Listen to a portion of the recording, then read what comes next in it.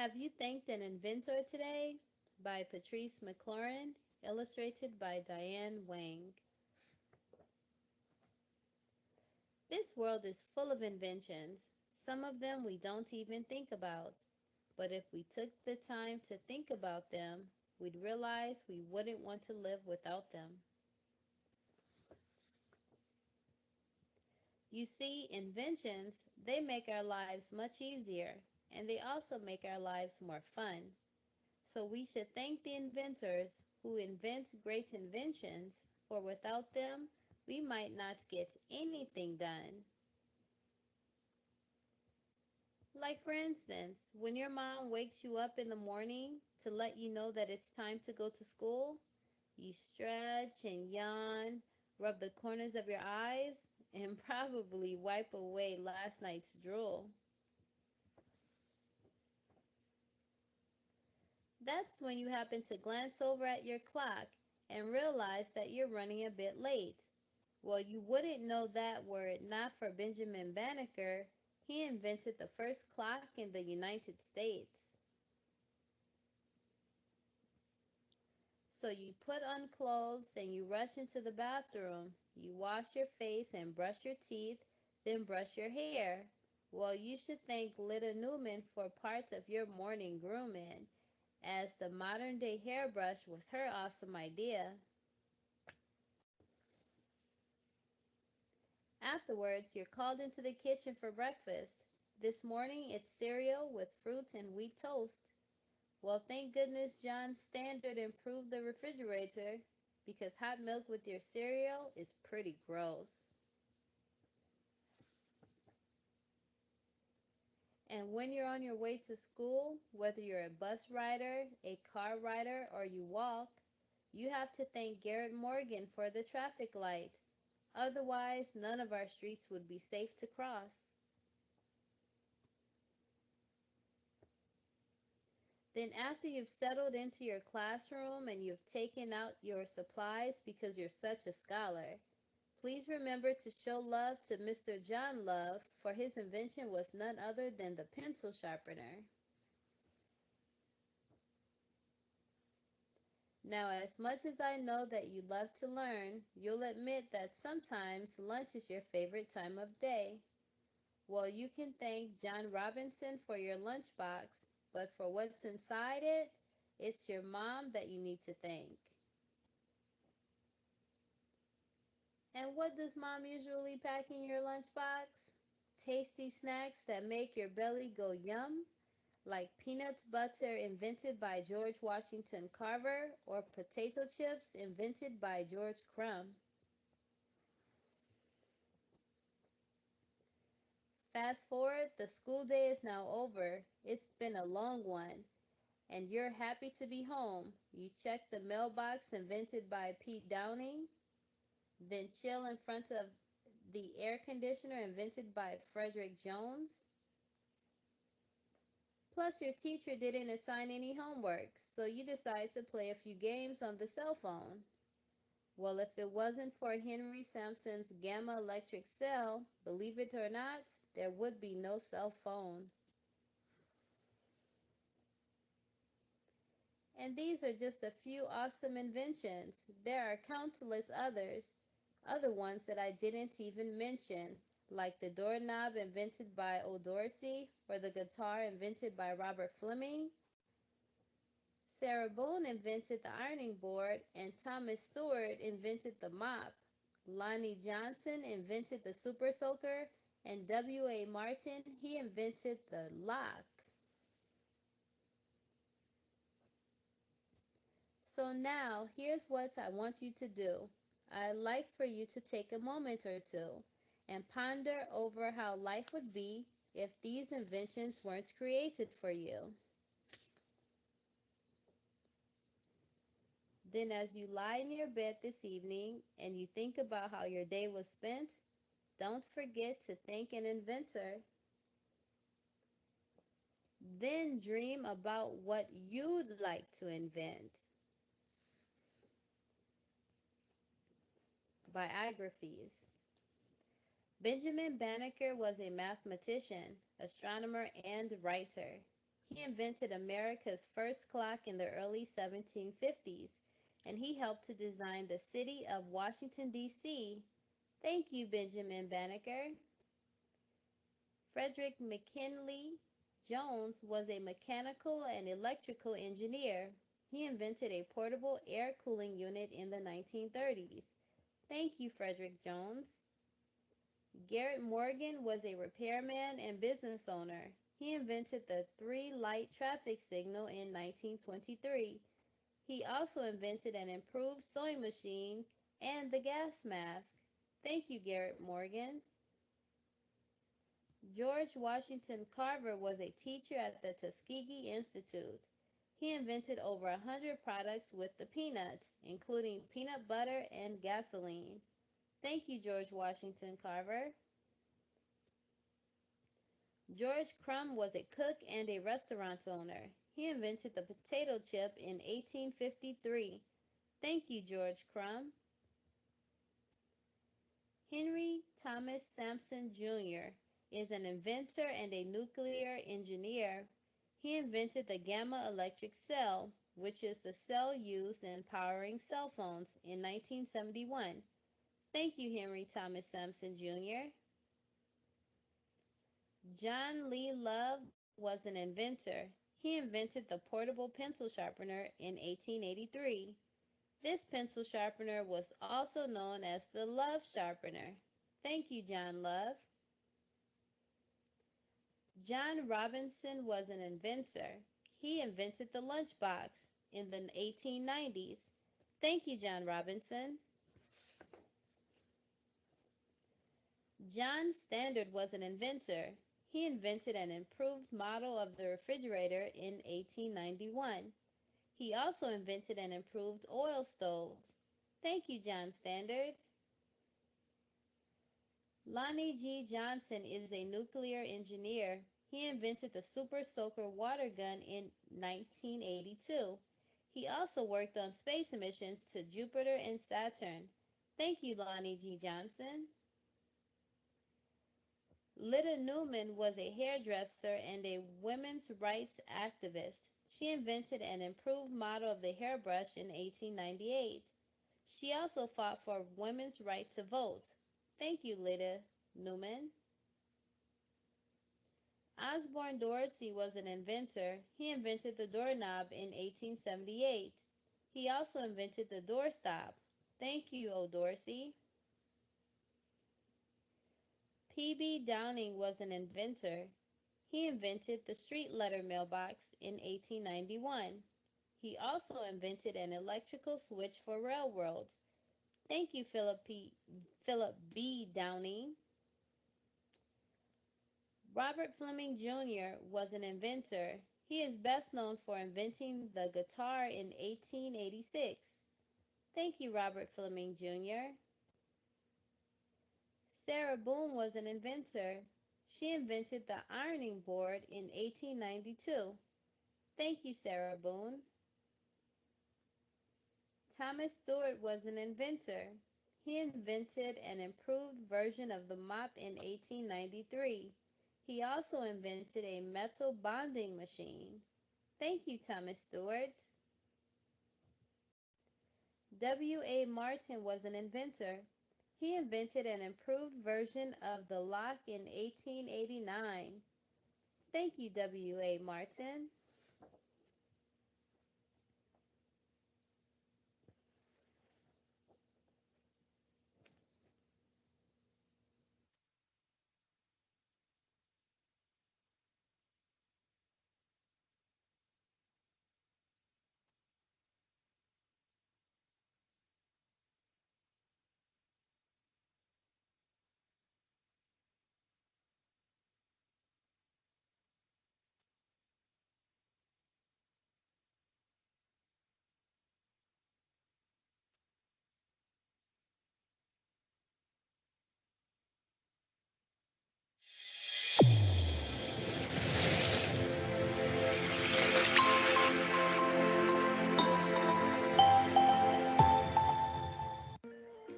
Oh, welcome. We're going to have such a fun time. We're learning about daylight savings time for kids. It's also called daylight saving time in some places, and it's also called just summertime in some countries. They call this idea, this daylight savings time idea, summertime. So it goes by a lot of different names, but it's an interesting thing that a lot of adults don't even understand, and you're about to figure it out, and it's going to be so cool. Even though it can go by those other names, in this video we're going to be calling it daylight savings time, okay? Daylight savings time, that's what it's commonly called in the United States, Canada, and Australia. So what is daylight savings time? What happens when we have daylight savings time? Well, it's actually fairly simple. Daylight savings time is when we move all of our clocks ahead by 1 hour. It's like we skip an hour. In the United States and Canada, daylight savings time begins on the second Sunday of March. Daylight savings time ends on the first Sunday of November in the United States and Canada. So basically, you move the clocks ahead 1 hour on the second Sunday of March, and then you move the clocks back on the first Sunday of November. As we mentioned earlier, daylight savings time is observed in other places in the world, often called by different names, and it happens at different times, not necessarily on the second Sunday of March, ending on the first Sunday of November. It happens at other times in different places in the world. Now you might be wondering, why do we even bother doing this? Why do we move the clocks ahead for 9 months and then just move them back? That's actually a very difficult question to answer. The man who is credited with the idea of daylight savings time is this guy, George Hudson. He lived in New Zealand where he would collect bugs. Yeah, he would collect all kinds of bugs and rare bugs. In fact, you could see some of the same bugs that he collected in a museum today in New Zealand. He really valued the daylight hours because collecting bugs is a lot easier when the sun is out. So in 1895, he proposed that we move the clocks ahead. And his original idea was moving the clocks ahead by 2 hours instead of just 1. So bugs were the reason why at least George Hudson wanted the clocks to be moved forward. Let's face it though, in the spring and summer, people enjoy the fact that the sun is out longer.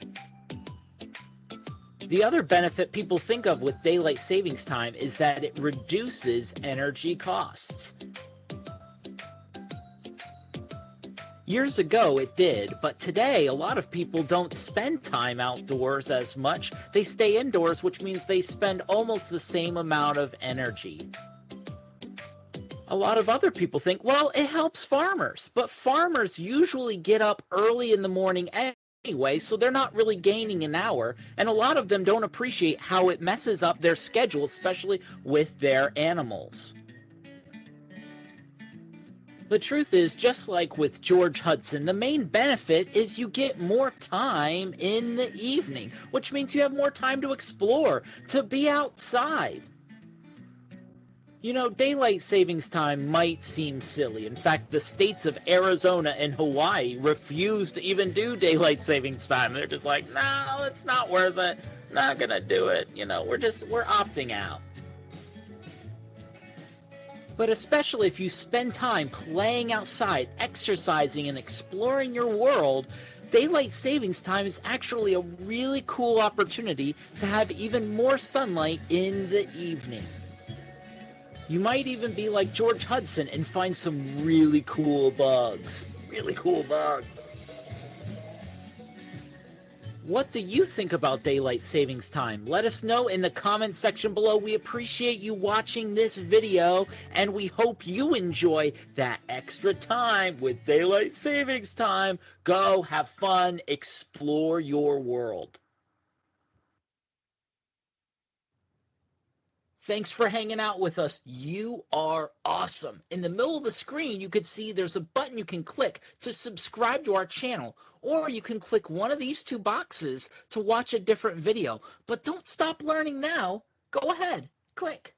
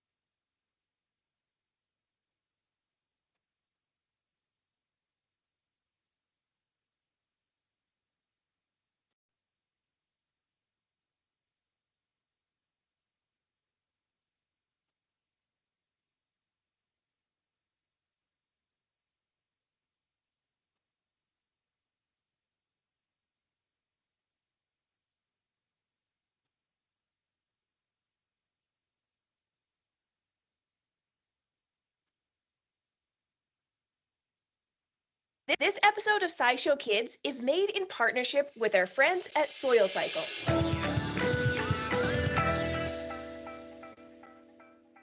Hi everyone, I was just working in the fort's greenhouse, and Squeaks, I have some good news.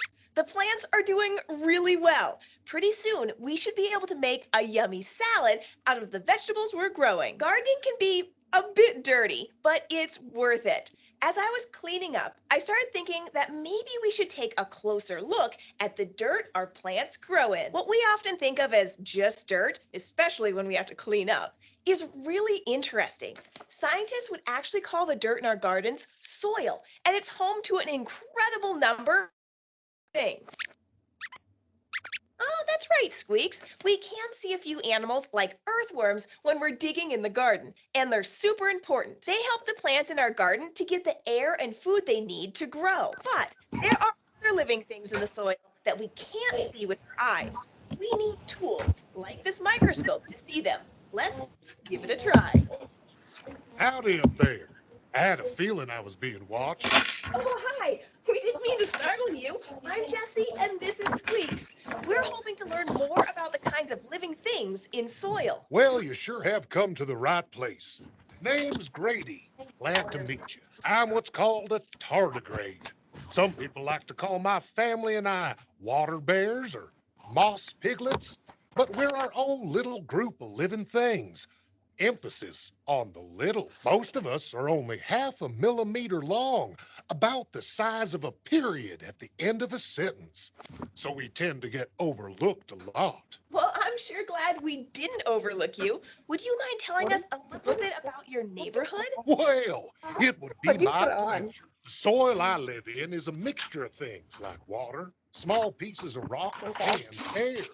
It also has a lot of what we call organic matter. That's our fancy term for things that either were alive, like the remains of dead plants and animals, or are alive, like me. I'm one of billions of critters that can be found in a single spoonful of soil. Wow, that's a lot of living things in such a small space. There are about 7 billion people, but they're living on the entire planet. And not only are there a lot of us in the soil, there's also a lot of different kinds of living things. We call the different living things in an area, it's biodiversity. The bio part of the word means living, and the word diversity means different things. And soil has a whole heap of biodiversity.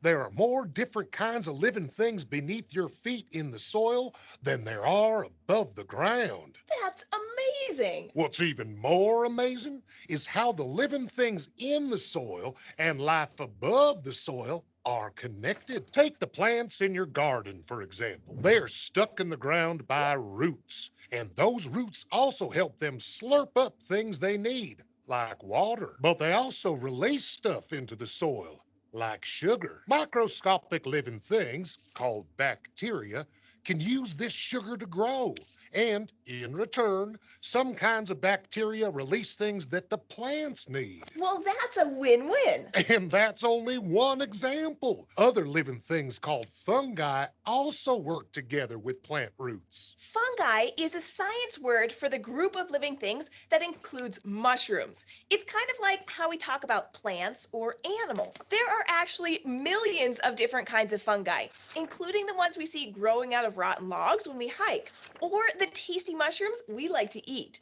Just talking about fungi makes me hungry for some yummy mushroom soup. Exactly.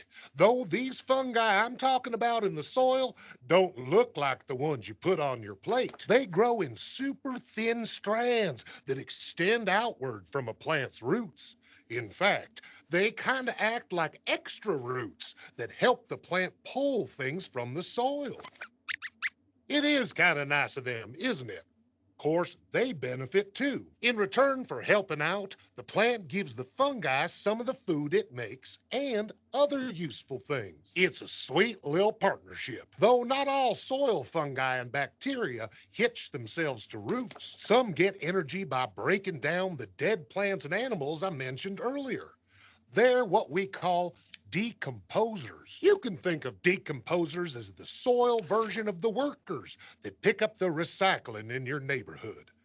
Think about what would happen if no one was ever there to pick up recycling. Whew, it would pile up. And so would dead plants and animals if decomposers weren't around. I agree, Squeaks. That would be terrible. Decomposers sound super important. They sure are. They also matter because lots of soil-dwelling animals eat them. So, in addition to cleaning up our neighborhood, the decomposers that live in soil are an important source of food for critters like worms and tardigrades like me. Then, after we eat them, the waste we produce acts as a fertilizer, helping plants above the soil stay healthy. Wow, I didn't know that our garden owes so much to all the tiny things that live in the soil. Thanks, Grady. Don't mention it. Now, if you'll excuse me, it's supper time, and I had my eye on some tasty fungi. So y'all have a nice evening. Thanks, you too. Bye. Squeaks, how about we go ahead and put our soil back in the greenhouse and then we can have our dinner too. Thanks for joining us at the fort. These episodes about soil are brought to you by our friends at Soil Cycle, a composting organization based in Missoula, Montana. They take part of the food you don't want to eat anymore and turn it into great soil that helps plants grow big and strong. They're really soil experts. If you want to learn more about soil, you can hit the subscribe button. We've got more soil adventures coming soon. Bye.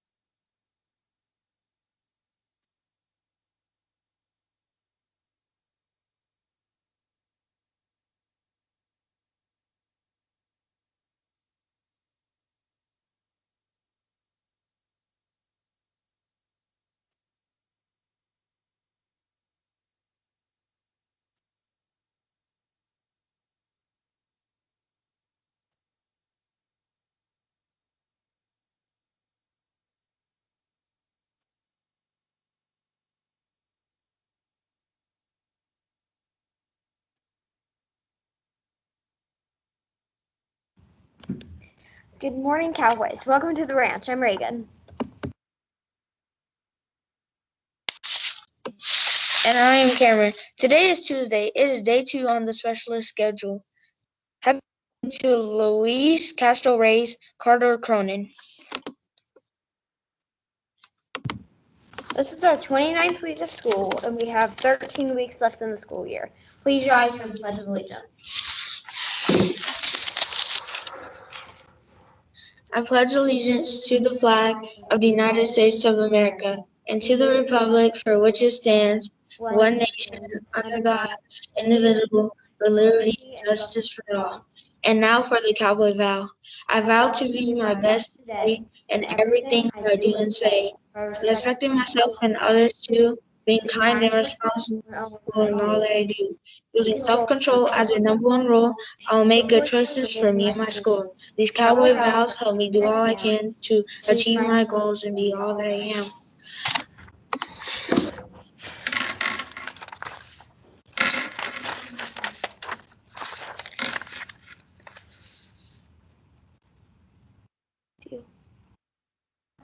You're doing lunch.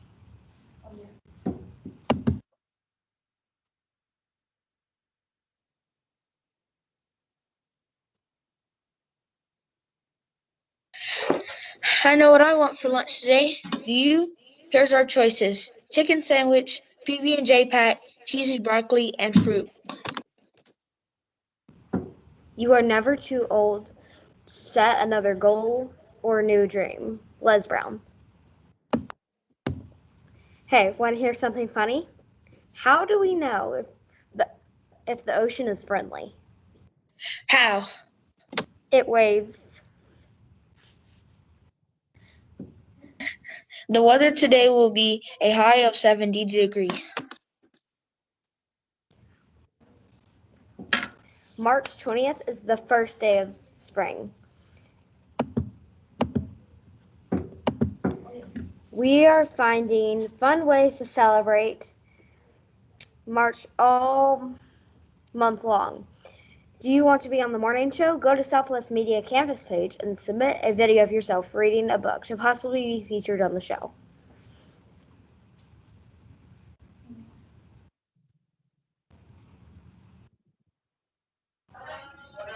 This week, Miss Handos will be coming around taking pictures of Reading Rabbit. You could be in the morning show called Reading a Book.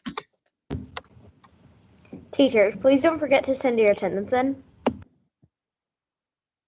It's time for you guys to hit the books. Have an amazing day, Cowboys.